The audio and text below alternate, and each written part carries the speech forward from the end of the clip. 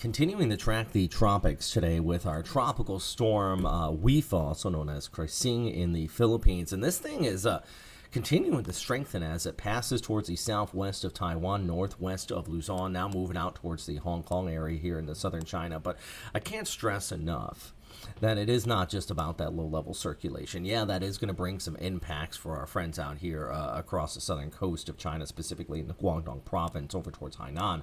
But you're also continuing to see that inflow with heavy rainfall being seen across a good portion of northwestern Luzon, still into Ilocos Norte, Pangasinan.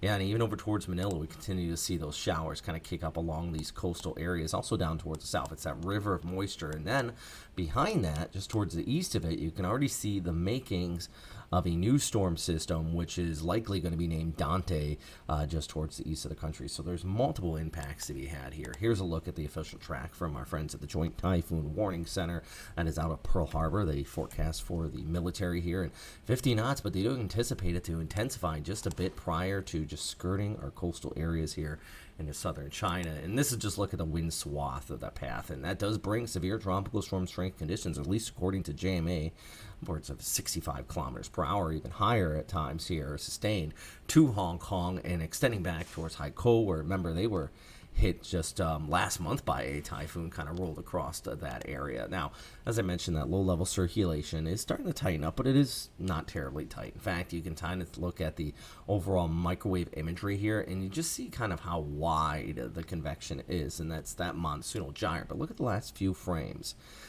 Here, as you almost start to get an inner eye wall spinning up right there. You see it?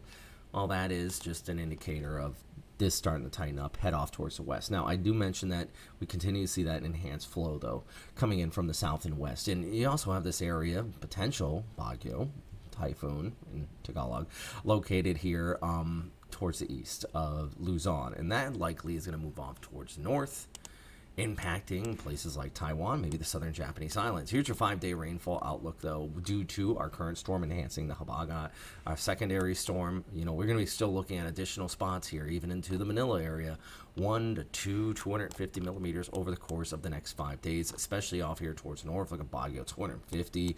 And yeah, some areas along the coast already have seen hundreds of millimeters of rainfall. Still going to be looking at yet more of that precipitation. Let's take a look actually at the first ECMWF guidance here, just really quick, give you an idea of this broad low, the secondary one trying to form up. You can see it over towards the southern Japanese islands, and here's the GFS. Neither are screaming full-on tropical typhoon type seal, but both are saying a continued enhancement of the monsoon as we go ahead through mid to late week. So I think that's going to be the story and the legacy with both of these back-to-back storm systems. Even if the next one doesn't get named, still low, broad circulation.